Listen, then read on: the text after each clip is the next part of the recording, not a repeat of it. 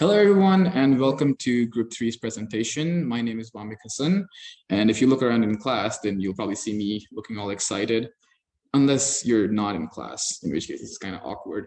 Anyway, let's begin our presentation. So the topic that we're going to be talking about today is social responsibility gives important impact to the society and nation.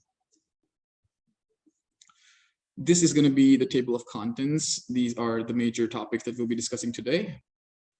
So starting it off from the basic social responsibility, which as we all know is like a moral principle of an organization or individual which acts towards the betterment of society at large. For example, ISR, which is the individual social responsibility, is defined as an individual being aware of how personal actions have an effect on the community. ISR can include the following, like charitable acts, which are philanthropy, which is considered the donation of money. Working for the community, such as volunteering, giving blood donations, working at a food bank, animal shelter, building orphanages, those kind of stuff. And then there are supporting issues that affect society, such as advocating political or social issues that can help others. For example, child labor laws, purchasing fair trade products, recycling, etc. Then there are also individual ethics such as integrity and honesty. These individual ethics can also include the golden rule, which is treat others the way you want to be treated. This might mean with empathy, a sense of fairness, and of course, by not judging others based on everything. This is just an overview of the chart we made to discuss the main points. And now moving on to the impact of social responsibility on the society and nation. The theory that social responsibility is built on is that the decisions and actions which are made must be ethically validated before proceeding. If the action or discussion causes harm to society or environment, or even an individual, then that would be considered socially irresponsible. Being socially responsible shows both social awareness and self-management skills. That is, an awareness of how our decisions affect others. This responsibility can be active by performing activities that directly advance social goals, or by passively, where you don't engage in harmful acts and you try to be mindful of your surroundings. Every individual can make a small contribution to society, be it any form, from social, natural resources to the things mentioned below. For example, NGOs. This is a very common topic these days, and this is, oh God, how do you pronounce this? Pertubuhan Tindakan Wanita Islam, don't laugh at me. But yes, the PERTV Soup Kitchen, which was established in 2010, aims to provide regular meals at various locations around Kuala Lumpur. Providing food to the people that need it is considered one of the best acts that a man can do on the planet. This project complements these existing efforts by working towards the following objectives, which are distributing basic prepackaged healthy meals to people like 4 times a day or at nights when they can't get it, raising awareness of the city's disadvantaged population, as well as encouraging corporate and media funding and volunteering to help feed the hungry. This will not only help others, but it also increases the people's skills. For example, you become aware in seminars or education things, providing medical aid to remote villages, sponsorships for educating foster children, equipping single mothers with new skills, amongst other programs. All of this can be learned by the people who participate in assisting others. Then example number 2 is going to be Serum Initiative, which was founded during the start of the Movement Control Order in April. Serum is a social enterprise that provides hygiene supplies and economic empowerment to the underserved communities. These are some examples of how we've affected people positively. And example number 3 is Earth Air. Earth Air was founded to serve traditional artisans in underserved communities. And the Earth Air's aim is to make sure that these artisans grow, become independent, and develop sustainable livelihoods. This way, the artisan sector as a whole becomes a means for economic development for communities. Earth Air has partnered with the United Nations Refugee Agency to support displaced refugee artisans in Malaysia and provide dignity and income opportunities with their unique talents. Moving on, we're actively involved in the design process, bringing to life new ideas by harnessing the skills and traditions of their expert craftspeople. These are all of the things that the artisans are provided with, and this program not only encourages those that like to work by their hand, but also the people around them. They collaborate with other people of the same taste. They purchase these things for them, working with marginal people in our supply chain. And this also means that products that are sold can also earn a profit that can be donated to charity. They also provide advisory services to develop artisans on design, production, branding, and marketing. Some of the impacts Earth Air has reached so far are these mentioned on your screen right now.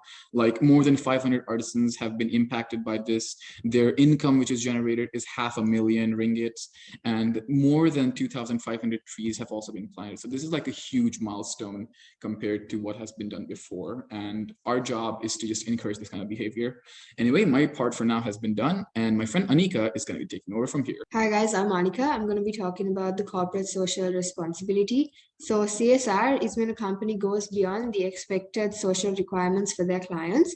And corporations can't really brag about their commitment to human rights or excellent environmental policies because that just makes them lame. You know, it's not cool when people brag about what they do, right? That's not very cool. So some of the most common some of the most common social responsibilities are making investments that are socially and environmentally responsible. So if they buy stuff, I think it's mandatory that they ensure that it's not going to affect the environment in a negative way. Reducing their carbon footprints and addressing climate change. Changing company policies to help the environment. So if they make new rules, make sure it's going to impact the environment positively. Volunteering and participating in charitable activities in your neighborhood. Improving labor policies and embracing fair trade are two things that come to mind. Participate in volunteer work and charitable contributions. These are some of the ways that businesses can environmentally help. So cut down on your paper waste. So in case of like when it comes to documents and stuff, don't do it on paper. They can do it online because I think everything can be done online now. Recycling bins all over the facilities. Making investments that are both environmentally and socially responsible. Hold a tree planting event every year. With the funds that they make, they can easily buy a couple of trees, go to a big grounds and just plant the trees, you know. Allowing remote work reduces the negative impact of commuter traffic, whatnot. Also use energy saving LED bulbs instead of incandescent light bulbs. So we all know Pfizer, the vaccine company. They are a pharmaceutical firm with a list of charitable organizations that give care and aid to women and children in poverty-stricken areas to increase awareness on non-infectious diseases. One of their major humanitarian efforts was distributing vials of the vaccine during the ongoing pandemic. Wells Fargo is another large-scale company that has an objective of donating 1.5% of their annual income to philanthropic organizations. Corporate policies should be changed to help the environment. One of the most common greenhouse gases emitted is hydrofluorocarbon, which is used mostly in cold storage facilities. To minimize this effect, Target is committed to using ammonia to regulate temperatures, and the cleaning product company Method uses plastic collected in the ocean as their packaging for soaps and dish soap. And their motto is being tough on dirt and gentle on the planet. I'm going to be talking about social responsibility in education. Privilege is a right or an advantage. People who are underprivileged lack such rights and advantages. Education is one of, I think, the biggest privileges we have in our life. And this means acquiring knowledge in diverse fields that are vital for our life. Education is the best way for a person to grow and contribute to society, no matter what field we're in, because I feel like whatever everybody studies has an impact on the world. And there are many people who wish to help the unfortunate, and NGOs are one of the means. These organizations have made it possible for gifted and hardworking children to access opportunities to study. By giving good education to children, we will not only help them, but also secure the living of their parents and their future generations. It will help them to improve themselves and learn new things, find good opportunities, become a good human being, and lead a respectable life in the society with their head high. The more education children can acquire, the higher chances they have to a good life.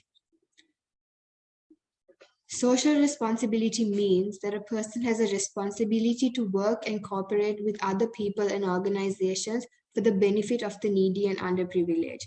How can schools nurture social responsibility? Schools can nurture social responsibility by fostering an environment that combines fairness, positive social connection, with opportunities for students to learn and model ways to be kind and include others.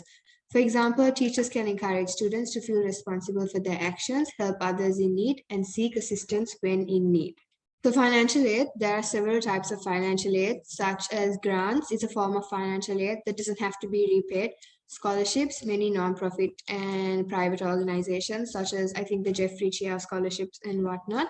Then we also have loans. In the US, the Federal Pell Grant Program issues the greatest number of grants to low-income students.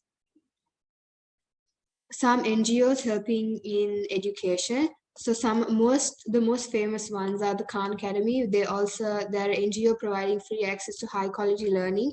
Then we also have the Kahuni, an NGO working to aid needy students of the Indian descent.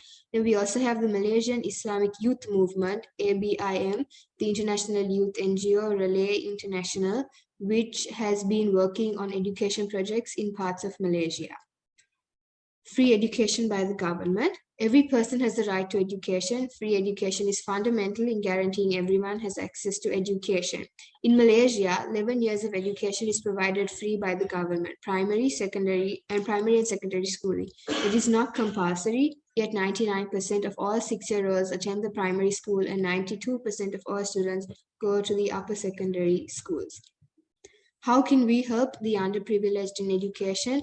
Youth serving organizations is one of the many ways. These are organizations that provide service for vulnerable children, include those that focus solely on children and those working with families. Examples, Boys and Girls Club, 4-H clubs, YMCA. Volunteer your time and talents. I'm pretty sure a lot of us have several talents and we can use those to help children in education. We can teach them on our free times.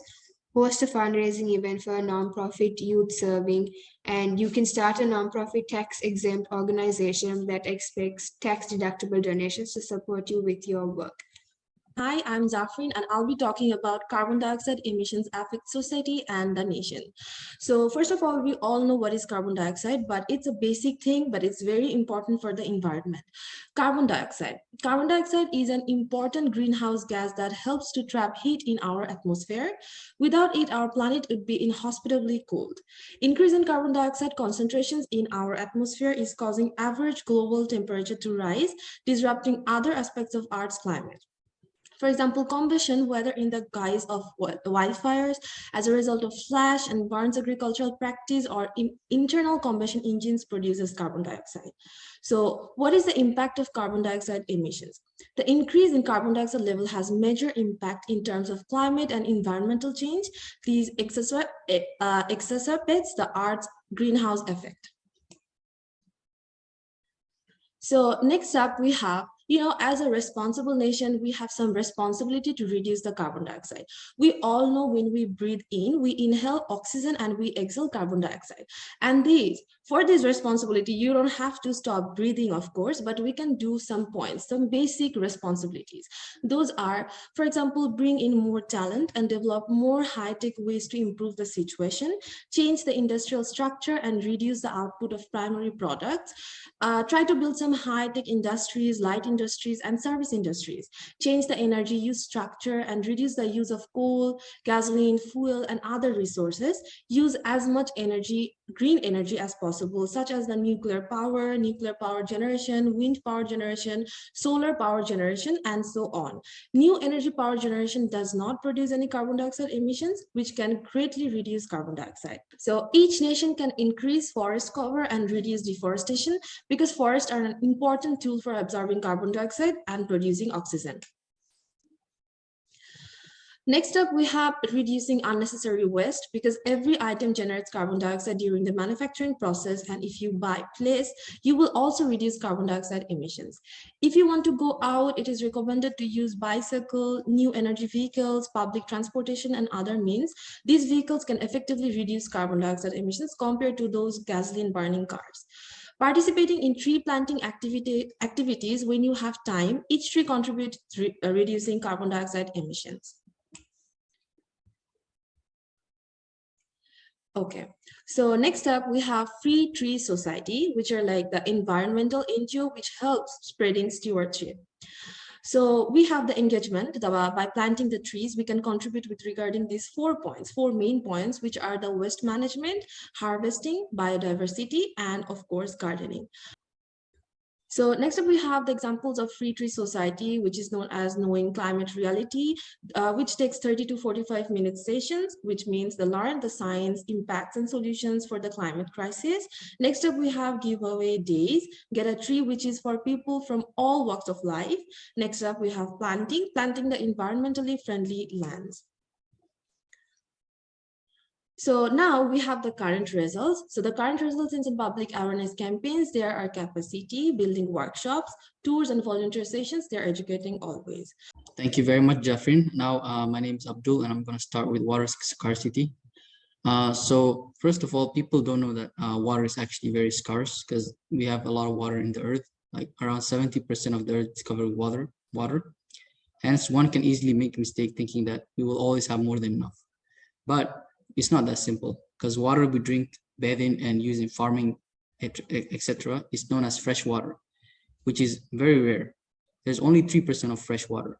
The other 97% are oceanic water, which are salty, and 2/3 of the 3% are in glaciers. So they're ice. We can't drink them. So that's the issue with water. So water unavailability is caused by physical shortage or because of the absence of adequate infrastructure in the country, where maybe some countries don't have tank water to keep water in or water reservoirs. So due to the issue of water scarcity, around 1.1 billion of people don't have fresh water access. So 2.7 of the people are those who at least once a month find water scarce. Also, 2.4 billion are exposed to diseases such as typhoid fever, cholera, and other water-related sickness due to the inadequate sanitation. Most of the water schemes that keep the ecosystem booming and provide human population are dense. Lakes and rivers and other water bodies are either too polluted or too dry, which results in the disappearance of half water in the world's wetlands. And the next thing is that the situation was in the future because the water will just dry out because the water bodies in the world are drying out. So next up, globally, 70% of the fresh water is used in agriculture. So in South Asia, most of the fresh water is used in agriculture, as you can see, whereas in Europe and Central Asia, less of it is used in agriculture, but more in domestic use. So now we can see the projected water scarcity in 2015, where in Africa, there are a lot of orange areas where there's economic water scarcity. Responsibility. So because of water shortage, we must take action, of course. We must make sure that we don't waste a lot of water. We must use water conservatively. And we should only take like shower for 5 minutes a day, I think. And we should only flush after we actually use the toilet properly, I think. So other thing we can do is that we can brush our teeth and not leave the tap open, which most people do. And secondly, we can only close the tap after shaving as well. Lastly, watering the plants, we should only do it with the required amount of water, not drench the water or drench the water in the plant. So if you look at this problem on a larger scale, then we should take part in water saving drives and awareness programs to educate people to not waste water. Also, we should reuse the water known as the water reclamation or the water cycle by different procedures available as osmosis process to social responsibilities during hardships. So as you all heard, recently Malaysia has had a devastating flood around the populous Klang Valley area. It has been reported as of December 21 that 20 people have passed away and 65,000 residents have been moved away because of flood. While many blame the government for the delayed actions, good people have started helping out the people who have been flooded by bringing food, helping with numerous things such as washing dirty clothes or dishes or evacuating their homes and giving groceries and necessities.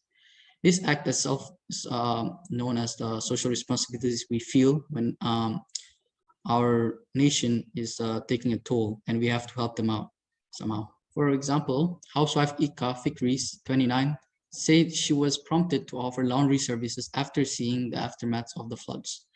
She said, "I don't have much money, but I have some energy to spare. So this is me contributing to the society because kita jaga kita. We look after ourselves," said the mother of the one who lives in Shah Alam, Selangor. And there's many more examples. So next up, we're gonna go to Makcik Sanitizer. This is a video I watched on Facebook that actually inspired me a lot. During the global pandemic era, most people are negligent when it comes to protecting ourselves from COVID-19. But nowadays, it is truly rare to find an individual who only watches their own health, but also takes action around him to prevent any bystander to possibly develop the disease itself. So I dedicated this page for Makcik Sanitizer, who felt obligated to everyone to keep everyone safe from any infectious microorganisms such as COVID-19 and many more. The sight of Auntie helping and keeping everyone safe around her was very wholesome and has had a very positive feedback in the site. Now I'm going to pass it on to Wamik to do philanthropic responsibility. Hello, everyone. I am back, and we're going to top off our topic with the most important one, which is philanthropic responsibility. Now, philanthropy is an act which is dedicated towards helping others. You gain very little from it, but the others gain a lot. Basically, philanthropy is the act of helping others, which can be done by donations, charities, building stuff for the public, and just general goodwill. A few examples we have here is Andrew Carnegie has built 2,500 libraries around the world. Now, this isn't exactly something to do with giving others money, but this is education. Again, a topic of philanthropy. The Ford Foundation, established by Atlas Ford, has served the main purpose of strengthening democracy, improving economic opportunities, and helping people with further education. Millions of local associations raise funds which offer assistance, and people can participate in that. Now, this does not only have to be done by the people who are rich. In fact, students can do it too. Here in Malaysia, students volunteer to help people at children's hospitals or build orphanages, kindergarten, stuff like that. There are many acts of philanthropism around the world. The benefit of this is that the government tries to help people, but normal philanthropy on a private scale by small people builds a society. It makes people stronger. It has promoted volunteering, because when one does it, then others feel the compulsion to do it. So one good act always inspires another. And as we volunteer, we work for the society. It strengthens our bonds, as I mentioned, and this also makes the society a lot stronger. Volunteering encourages people to become more active in civic involvement and civic responsibility. A lot of people, when they're sitting in their home and not doing much, they don't exactly know what responsibilities the civics need to provide. So once they start taking parts in all these donation activities, they learn these responsibilities themselves. However, this does not just benefit the others. There are also some benefits for ourselves. Example, volunteering has a significant impact on volunteers as individuals, allowing them to improve their self-esteem, develop new skills and capabilities, broaden their job options, and live a healthier physical and mental life. In conclusion, philanthropy is a way to fight global and local threat. Everyone that does it or receives it is making the world a better place to live in. I'm going to top off our presentation by saying that one cannot change the entire world by helping one person. However, when you do help one person, you're changing their world. Terima kasih.